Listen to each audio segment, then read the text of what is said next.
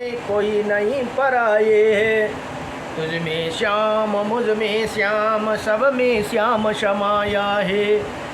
सबसे कर लो प्यार जगत में कोई नहीं पराये है। तुझ में श्याम मुझ में श्याम, एक बाप का बेटा है हम, एक हमारी माता, दाना पानी देने वाला एक हमारा दाता, एक हमारा दाता है, एक हमारा दाता है। न जाने किसी मूर्ख ने लड़ना हमें सिखाया है। सबसे कर लो प्यार जगत में कोई नहीं पराये है। एक बाग के पुष्प है सारे, एक माला की मोती, एक बाग के पुष्प है सारे, एक माला के मोती। सूरज चाँद सितारों में एक प्रभु की ज्योति है, एक प्रभु की ज्योति है, एक प्रभु की ज्योति। न जाने किस कारीगर ने इसी मिट्टी को बनाया है। सबसे कर लो प्यार जगत में, सबसे कर लो प्यार जगत में कोई नहीं पराये है। ऊंच नीचे और जात पात दीवारों को तोड़ो, बदले जमाना तुम भी बदलो और बुरे बुरे आदतों को छोड़ो, बुरे आदतों को छोड़ो, बुरे आदतों को छोड़ो।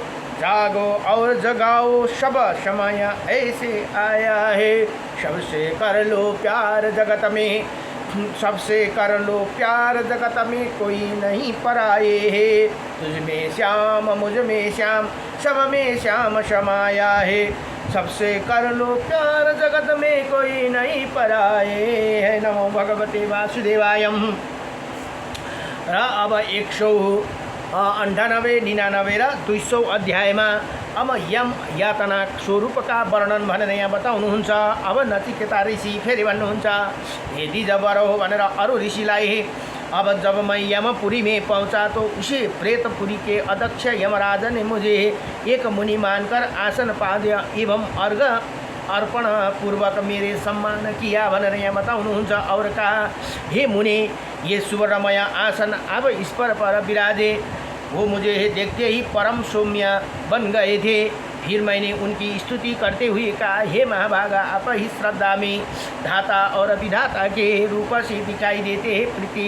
पितृ समूह में अब प्रधान देवता है। वृषभ रूपा होने पर आप चतुष्पाद कहा जाते हैं भनेर यहाँ बताउनु भयो। आप कालज्ञ, कृतज्ञ, सत्यवादी एवं दृढ़वर्ती है। प्रेतों पर शासन करने वाला धर्मराज, आपको निरंतर नमस्कार है। प्रभु, आपको कर्म के प्रेत भूत भविष्य एवं वर्तमान में विराजमान है। श्रीमान, आप से प्रकाश पहले रहते हैं, मानो दूर दूसरे सूर्य ही आपको नमस्कार है। हे प्रभु विष्णु, हव्य और कव्य पानी की अधिकारी आप ही है भनेर यस्तो प्रार्थना गर्नुभयो। आपकी आज्ञा से व्यक्ति कठोर तपस्या, सिद्धि एवं व्रत को सदा तत्पर होकर पापों से छुटकारा पा जाते हैं।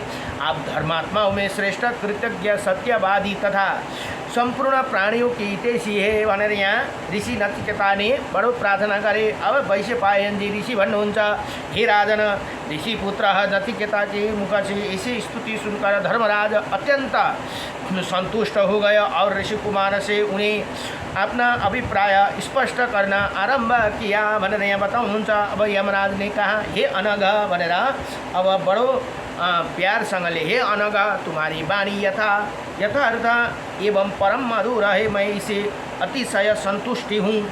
अब तुम ही दीर्घायु, निरोगता अथवा अन्य जो हो, कुछ भी अभिष्ट हो वो मुझे मांग लो, वर मांग लो भनेर यहाँ भन्दछन्। अब ऋषि कुमार नचिकेता ने कहा, हे प्रभु, आप यहाँ के अधिष्ठता है। हे महाभाग, मैं जीना मरना कुछ नहीं चाहता। आप सदा संपूर्ण प्राणियों को ही हित में संलग्न रहते हैं। भगवान, यदि आप मुझे वर देना ही चाहते हो तो मेरी इच्छा है कि आपके देश को मैं भली भांति देख सकूं। परमात्मा, पापात्मा को और पुण्यात्मा को जो गति है प्राय वो सभी मैं दृष्टि गोचर हो रही है। राजन, आप यदि मैं मेरे लिए वरदाता बनना चाहते हो तो मुझे ये सभी दिखाने की कृपा करे भनेर यस्तो वरदान माग्नुभयो। आपके कार्य की व्यवस्था करने में कुशल एवं शुभचिंतक जो चित्रगुप्त वे उन्हें भी दिखाना दिखाना आपकी कृपा पर निर्भर है। इसी प्रकार मेरे कहने पर महान तेजस्वी यमराज ने द्वारपाल के आज्ञा दी, तुम्हें इसी ब्राह्मण को समुचित रूप से चित्रगुप्त के पास ले जाओ। उन्हें महाभाव कहाँ से कहना कि ऋषि कुमार ने हे मृत्युदाता का व्यवहार करने में समुचित अन्य सभी बातों भी उनसे बता देना भनेर यहाँ बताउनुभयो। यदि जब यमराज ने दूत को आज्ञा दी तो उसने तुरंत ही मुझे चित्रगुप्त के पास पहुंचाया। मुझे देखकर चित्रगुप्त अपने आसन से उठ खड़े वस्तु स्थिति का विचार करके उन्हें कहा, हे मुनिवरा, आपका स्वागत है, आप इच्छा अनुसार यहाँ पधारिए। और फिर उन्होंने अपने दूतों से कहा, हे दूतों, तुम लोग सदा मेरे मन के अनुसार आचरण करते हो। तुम इन्हें यमपुरी इसी प्रकार दिखलाओ कि कोई जान भी ना सके और यही सर्दी और गर्मी, भूखा अथवा प्यास से भी कलेश ना हो। अब ऋषि कुमार नचिकेता ने कहा, हे द्विजवरो, चित्रगुप्त की आज्ञा से दूतों के साथ जब मैं वहाँ पहुँचा तो देखा कि अनेकों दूत बड़ी उतावली के साथ इधर उधर दौड़ रहे थे कि किसी का पकड़ते, किसी को कहने पर प्रहार करते या पापियों को बांधते आग में जलाते तथा डंडों से बार बार पीटते थे। कितनों को सिर फूटे गए थे और कोई भयंकर चित्कार कर रहे थे। वहाँ उसका कोई रक्षक नहीं था भनेर यहाँ यो यमपुरी को यातना को कुरा बताउनुहुँदैछ।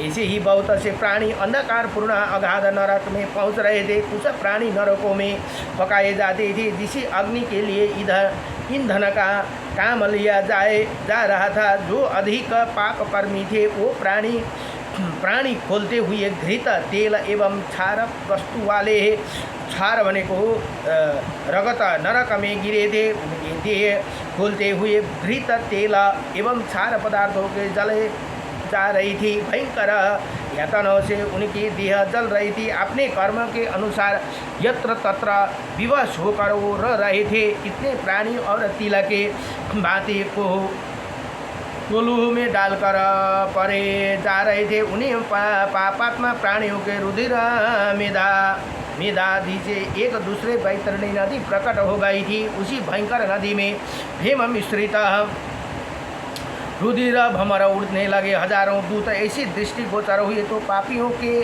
शूल की नौका पर चढ़ाते हुए स्वयं वृक्षों पर चढ़कर उनकी जीवों का अत्यंत भयंकर बैतरणी नदी में फेंक देते। वो नदी अत्यंत उष्ण रुधिर तथा फेनों से भरी थी। उनमें अनेकों सर्प थे जो वहाँ पड़े हुए प्राणियों की डांसा करते थे। उसी नदियों से पार होना किसी को बस की बात नहीं थी। वो रुधिरमयी जल में डूबते और उतराते थे और उसे मुख से वमन हो रहा था। उन्होंने उनकी कोई रक्षक नहीं मिलता भनेर यहाँ बताउनुहुन्छ। वहीं वस्तु तो ऐसे प्राणी भी थे जिन्होंने दूतों को सामली नाम का वृक्षों पर लटकाया दिया था। उसी वृक्ष में लोहा के असंख्य कांटे थे। दूतों द्वारा तलवार के शक्तियों से बार बार उन पर प्रहार हो रहा था। उसी वृक्ष की शाखाओं रोमांचकारी थी और उन पर लटकते हुए हजारों पापी जीवों का मैंने देखा। कुशभांडा और यातुधान ये यमराज के अनुचर है भनेर यहाँ बताउनुहुन्छ। इनकी आकृति बड़ी लंबी है। इन्होंने देखते ही प्राणी डर जाते हैं। तीखे कांटों से भरे हुए सामल्य वृक्ष की शाखाओं पर ये बड़ी शीघ्रता से चढ़ते और उसी निशंकर होकर पापी प्राणियों को सुंदर अंगों पर प्रहार करने लगते थे भनेर यहाँ बताउनुभयो। वही कुष्मांड प्रभुति प्राणियों के मारकर उन्हें मांस खाने में तत्पर हो जाते थे। कले कारण उसकी जाति भयंकर राक्षस की है भनेर यहाँ बताउनुभयो। पापियों के मांस में वो इसी प्रकार खाने लगते थे मानो बंदर वृक्षों पर फल खा रहे हो। जैसे मनुष्य वन में आम्र के पके फल खाते हैं भनेर यहाँ बताउनुहुन्छ। ठीक वैसे ही लंबे मुख वाले एवं दुधर्ष वो कुष्मांड आदि राक्षस मुखों में लेकर उन्हीं प्राणियों को अपने उदर में पहुंचा देते थे। फिर वृक्षों पर उसी पापी प्राणियों को चूस लेते हैं भनेर यहाँ बताउनुभयो। और जब केवल हड्डियाँ बच जाती थी, तब उन्हें जीवों को जमीन पर फेंक देते थे। पृथ्वी पर पड़ने के पश्चात वनवासी जानवर झटा हो आते और बचा कुचा मज्जा मांस रहते उन्हें पुनः चूसने लगते। फिर अभिष्ट कर्मों का कर्म यथा शीघ्र चलता रहता था। वही कभी पत्थरों और धूलों को वर्षा होती, जिसे घबरा कर कितने पापात्मा प्राणी वृक्ष के नीचे पर वही उसे शरीर आग लगा जाती थी। कोई जीव जोर से भागने का प्रयास करते थे, दूत उन्हें सावधान के साथ पकड़ कर बांध लेते थे। भयंकर स्थानों में आग के द्वारा पचाए जाते थे भनेर यहाँ बताउनुहुन्छ। यहाँ फोटो सहित पनि देखाएको रहेछ। यहाँ सबै यमराजका दूतहरूले कस्तो गर्दैछन्। वो दुखी प्राणी कहते थे कि तुम सभी कृतधन लोभी थे और पराये स्त्री से प्रेम करते थे। तुम्हारे मन में सदा पाप बना रहता था। तुमने कोई भी सुकृत नहीं किया, तुम्हें सदा दूसरों की निंदा किया करते थे। यहाँ हेर्नुहोस् है, यस्तो काम गऱ्यो भने के हुन्छ भनेर यहाँ बताइदिनु भयो। इसी यातना भोगने के बाद भी जब यह तुम्हारा जगत में जन्म होगा तो भी तू दुर्गति ही होगी, क्योंकि पाप कर्म करने वाला प्राणी पुनः अत्यंत दरिद्रता कुल में जन्म पाते हैं भनेर यहाँ बताउनु। जो सदाचारी तथा सत्य भाषण करते हैं, प्राणियों पर दया रखते, वही उत्तम कुल में जन्म पाते हैं। उनके मन में किसी प्रकार की चिंता नहीं रहती। इसी इंद्रियों को बस में रहकर श्रेष्ठ साधन करते हुए अंत में परम गति को प्राप्त हो जाते हैं भनेर यहाँ बताउनु भयो। अब ती नचिकेता ऋषि भन्नुहुन्छ, हे द्विज बरो भनेर अरू ऋषिलाई बताउनुहुन्छ। यमपुरी में एक ऐसा भी स्थान है जहाँ लोहे के कांटे बिछे है और सर्वत्र अंधकार फैला रहता है। उसकी स्थिति बड़ी विस्मय है। वहाँ कुछ पापचारी प्राणी पड़े हैं। इनके अतिरिक्त कुछ ऐसे जिनके पैर कट जाते हैं, अधिकार बना हाथ और पैर उसे है। यमपुरी को लोहे की बनी हुई है स्त्री जिसका शरीर अग्नि के समान जलता है, उसकी आकृति बड़ी भयंकर है। जब वो किसी पाप पुरुष का अंग से अपना अंग साड़ती है तो जल के कारण वो भागने लगता है। तब वही पुरुष के पीछे दौड़ती है, कहीं कि वो पापी थे, मैं तेरा बहन थी। ऐसे ही अन्य स्त्री भी जो कहती है वो तेरे पुत्र बधू थी भनेर यहाँ बताउनुहुन्छ। और मूर्ख, ये तेरी मौसी थी, मामी थी, फुआ थी, गुरु पत्नी थी, मित्र की भार्या थी तथा राजा की स्त्री थी। श्रोत्रिय ब्राह्मणों की पत्नी होने का मुझे सौभाग्य मिला था। उसी समय तूने हमसे बलात्कार किया था।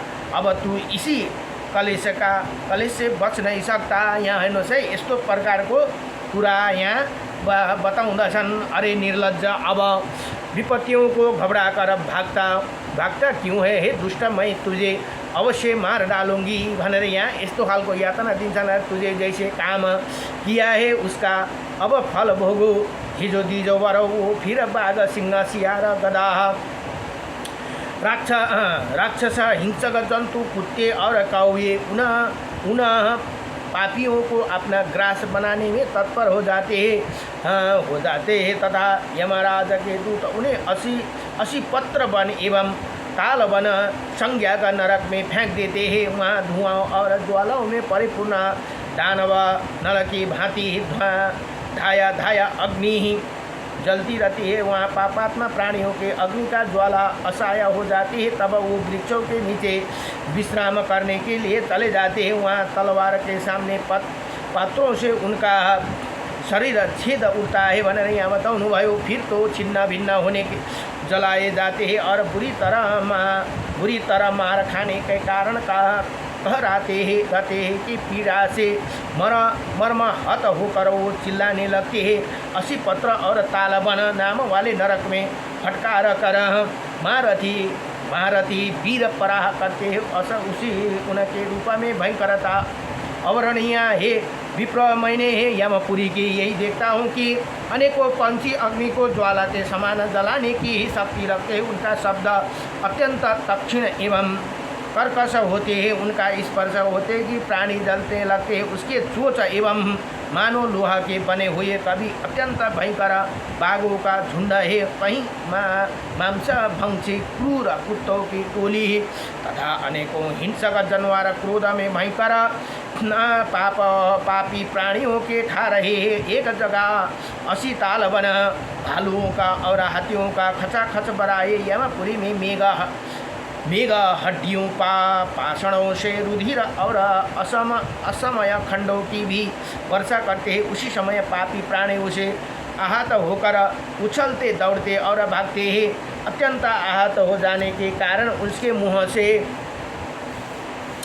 दारुण शब्द निकलते रहते हैं। प्रत्येक प्राणी कहते हैं कि हाँ मैं अब मैं मरा गया। उनके कारण कंदनों से सभी दिशाओं व्याप्त हो जाती है। कहीं कोई रोते हैं कि कहीं बुरी तरह से छिदा है, कहीं कोई मोटे पत्थरों से दबा देते हैं, कहीं कोई उठाने का प्रयास करते हैं। सर्वत्र हाहाकार पूर्ण का अत्यंत करुणा पुकार सुनाई पड़ती है भनेर यहाँ ती नचिकेता ऋषिले स्वयं देखेर यहाँ अरू ऋषिहरूलाई आएर बताउनु हुँदैछ। अब यहाँ ऋषि कुमार नचिकेता ऋषि भन्नुहुन्छ, हे द्विजोवर तप्तः महातप्त रोरव महारोरव सप्तताल कालसूत्र अंधकार करीस गर्त कुंभीपाक तथा अंधकार रोरव, ये 10 प्रसिद्ध भयंकर नरक है जिनमें उत्तरोत्तर 2 गुना 3 गुना और 10 गुना उस कलेश है यातना भोगनी पड़ती है। प्रेम हे प्रेत यहाँ से दिन रात मार्ग पर चलते रहते हैं। यमपुरी पहुँचते ही दुखियों का दुख क्रमश बढ़ता ही जाते हैं मार्ग में तथा वहाँ केवल दुख ही दुख रहता है। सुख सामने आते नहीं, दुख ही दुख वो घेरता है। कोई उपाय नहीं जिसे थोड़ा भी सुख मिल जाए। परिवार से संबंध छूट जाते हैं, 5 भूत अलग हो जाते, उसी मृतक या प्रेत संज्ञा हो जाते, इसी दुख का कहीं अंत मिल जाए असंभव है सी बात है। शब्द स्पर्श रूप रस और गंध ये सुख के साधन है भनेर यहाँ बताउनु हुँदैछ। किंतु इनके रहने पर भी वहाँ जीवों का कुछ भी सुख नहीं मिल सकती। दुखों की अंतिम सीमा पर पहुँचे हुए व्यक्ति को शरीर एवं मन संबंधी अनेकों कलेश कष्ट देते हैं और कई लोहा के बने हुए तीखे कांटों के तथा अत्यंत तपती हुई बालुकाओं से भरी पृथ्वी पर उसे पैर रखना पड़ता है। रखती है आगों की भांति जीवों के अनेकों पंछी आकाश में भरे रहते हैं, अतः उसे वहाँ भी कष्ट का सामना करना पड़ता है। भूख और प्यासा की मात्रा चरम सीमा पर पहुंच जाते हैं। ऐसे स्थिति में यदि कहीं पानी मिलता है तो कहीं भी अत्यंत गर्म, कहीं ठंडा मिलती है तो उसी शीतल भी मात्रा से अधिक। जब पापात्मा प्राणी पानी पीने की इच्छा करते हैं तो वो राक्षस उसे तलवार पर ले जाते हैं, तालाब पर ले जाते हैं और हंस एवं सारा से भरे हुए उसी तालाब को कमल और कुमद शोभा बढ़ाते हैं और प्राणियों की जल पीने की उत्कंठ इच्छा रहती है। अतः दौड़कर चलने वाले वहाँ चले जाते हैं। वहाँ जल अत्यंत संतप्त रहते, उसे जाते ही उसे मांस पाक जाते हैं और राक्षसों की उधर पूर्ति का वो साधन बन जाते हैं। फिर जब पापी व्यक्ति छार जलने लगते, महान हृदय हद में गिराया जाते हैं, उसी में रहने वाला अनेकों मगरमच्छ उसे खाने लगते हैं। कुछ समय ये व्यतीत होने के बाद प्राणी किसी प्रकार वहाँ से भाग जाते हैं। इसी प्रकार अब श्रृंगटक वन नाम का नरक में नरक की सियारों का तथा जथाता घूमता रहता है। अत्यंत जलती हुई बालुओं से वहाँ की भूमि भरी है, अतः पाप कर्मों के परिणाम स्वरूप वो प्राणी नरक में जलते हैं, छिदते कटते मरते गिरते तथा पीड़ते रहते हैं। इतना ही नहीं, वहाँ सांप सर्प एवं बिच्छुओं का समान दुखदायी बहुत से कुत्ते भी काटते रहते हैं भनेर यहाँ बताउनुहुन्छ। उन्हीं दुर्धर्षा कुत्तों की आकृति काले और सांवले रंग का है, जो सदा क्रोध में आवेश रहते हैं। यही कुट सामल्य नाम का एक दूसरा नरक भी है, जो कांटों से परिपूर्ण यमराज के दूत उसके नरकों के जीवों को घसीटते रहते हैं। जहाँ केवल उसकी हड्डी शेष रह जाती है, तब उसे अन्यत्र भेजते हैं वहाँ करम्बा भालुका नाम का एक नदी है जिसे चौड़ाई 100 योजन, बैतरणी नदी का विस्तार 50 योजन है और वहाँ 5 योजन की गहरा है। इसमें त्वचा, मांस और हड्डी को छिन्न भिन्न करने वाला बहुत से हिंसक का ककडे भनेको एउटा के हुन्छ गङ्गटा भन्ने हुन्छ नि निवास करते केकडे भनेको गङ्गटा है, हिंदी में केकडे भन्छ। जिनके है दंतवाली ही वज्र की तुलना करती है वहाँ धनुष के समान आकार वाले उल्लुओं का समाज विचरता रहता है। उनकी वज्र का जीवा हड्डियों का खंड कर देती है और बड़े वैशाली, महान, क्रोधी, अनंत, भयंकर तथा सबके लिए अति असाह है। बड़ी कठिनाई के साथ उसी नदी को पार करने के पश्चात 1 योजन कीचड़ का मार्ग तय करना पड़ता है। तब कुछ प्राणी समतल जीवन पर पहुँचते हैं, परम वो वहीं भी उन्हें ठहरना पड़ता है। कोई मकान मिलता है और कोई नहीं। आश्रम बैतरणी से दूर कुछ दक्षिण दिशा में 3 योजन ऊंचा एक बट का वृक्ष है। उसमें संध्याकालीन बादल की तरह सदा ही प्रकाश फैलते रहते हैं। उसके आगे है यमचूली नाम का नदी है जिसका गहराई 3 योजन, उसके आगे 100 योजन दूर में फैला हुआ सुलत्राह नाम का नरक है जिसका आकार पर्वत का। वहाँ बौद्धिक के लिए कोई स्थान नहीं है। वहाँ सर्वत्र केवल पत्थर ही पत्थर है। यहाँ श्रृंगटन वन का में तरह तरह की घासों के काटने वाली नीले रंग के मक्खियाँ उसी विशाल वन को प्रत्येक भाग में विचरती रहती है भनेर यहाँ बताउनु भयो। उसी समय पापी प्राणियों को आकार कीड़े जैसे रहते हैं। हिंसक मक्खियाँ उन पर आक्रमण करते हैं, काटने लगते हैं। यहाँ वहाँ देखते हैं और उसी माता पिता, पुत्र तथा स्त्री दी आदि सभी जन्मचारों और बंधनों से पड़े हैं और उनके आँखों में आंसू की धारा गिरी रही है। अचेत पड़े हैं। होश आने पर कहते हैं हे पुत्र। त्यतिखेर पुकार्छन् अरे। अब हेर्नुहोस् है, त्यो टाइममा जाँदाखेरि त्यो प्रेत आत्मालाई चेत आएपछि त्यहाँ चिल्लाउँछन् अरे हे पुत्र रक्षा करो। फिर रोने लगते हैं। ऐसी स्थिति में यमराज के दूध लट्ठियों से मुद करो, डंडों, घुटनों, बेड़ों, मुक्कों, कोड़ों और सर्प का रस्सियों से द्वारा उन्हें पीटते हैं जिसे वहाँ प्राणी सर्वथा मूर्छित सा हो जाते हैं भनेर यहाँ बताउनुहुन्छ। त्यही कारण हामीले अहिले राम्रो काम गर्नुपर्दछ। नराम्रो काम गऱ्यौँ भने यो सबै यातनाहरू भोग्नु नै पर्दछ भनेर यो सत्य कुरा है। यहाँ त यो किनभने एकजना नचिकेता ऋषिले स्वयं देखेर आएर अरू ऋषिमुनिहरूलाई यहाँ बताउनु हुँदैछ। नमो भगवते वासुदेवाय बताउनु भएको कुरो हो यो। यसमा लेखेको कुरा कुनै पनि शास्त्रमा लेखेको कुरा कुनै पनि झुटो हुन सक्दैन भनेर बताइन्छ। नमो भगवते वासुदेव भनेर 198, 99 र 200 अध्याय सम्पूर्ण भयो। अब भोलिको प्रसङ्गमा अब राक्षस यमदूत सङ्घर्ष तथा नरकको कलेश भनेर भोलिको प्रसङ्गमा अब लगभग 200 सम्म आज भयो। अब 17 अध्याय बाँकी रहे।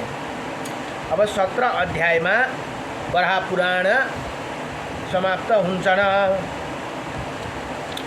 नमो भगवते वासुदेवाय नमः। ओम